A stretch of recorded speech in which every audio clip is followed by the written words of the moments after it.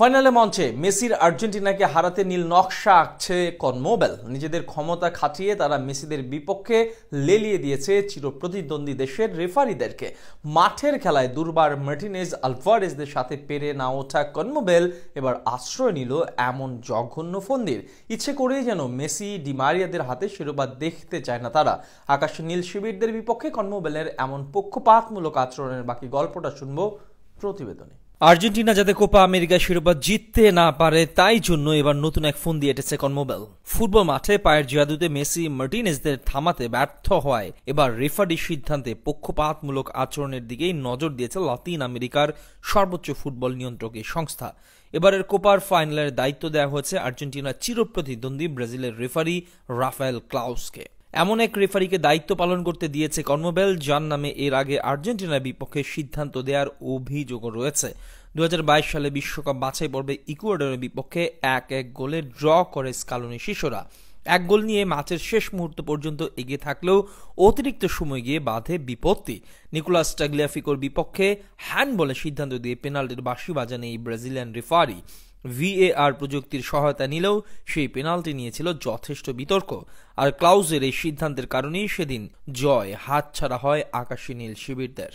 সেই ম্যাচ ছাড়াও আর্জেন্টিনার আরও 3 ম্যাচে রেফারির দায়িত্ব পালন করেছেন ক্লাউস। তার মধ্যে 2টাতে জয় পায় আর্জেন্টিনা, আর 2020 সালে প্যারাগুয়ের বিপক্ষে গোলশূন্য ড্র করে আলবিসেলেস্তারা।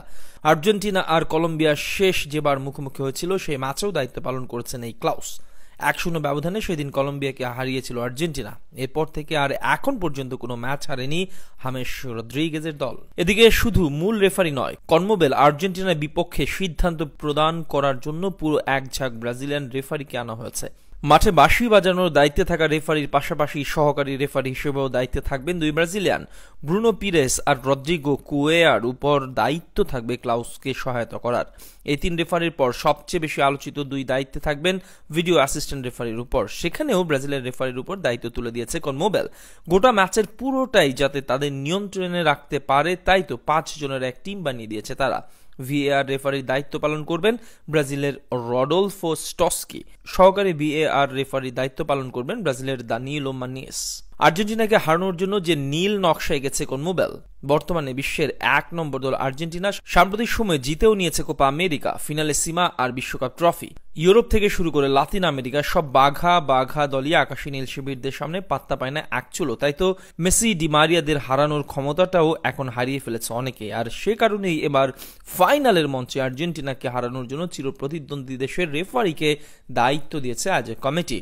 শুধু মাঠের রেফারি হিসেবে দায়িত্ব দিলেও হয়তো ব্যাপারটা মেনে নেওয়া যেত, তবে কনমেবল যেটা করেছে সেটা কোনোভাবেই যথার্থ হিসেবে বিবেচিত হবে না। আর্জেন্টিনার হাতে শিরোপা কোনোভাবেই দেখতে চায় না তারা, তার জন্যই এত সব আয়োজন তাদের। তবে প্রতিপক্ষের 11 জনের সাথে রেফারিদেরও লেলিয়ে দিয়ে মেসিদের হারানোর সহজ কাজটা হবে না, কেননা স্কালোনির শিষ্যরা জানেন ম্যাচ বের করে আনতে হয় কিভাবে। তাই তো ফাইনালের লড়াইটা হবে চোখে লেগে থাকার মতো, সেটা আন্দাজ করাই যায়।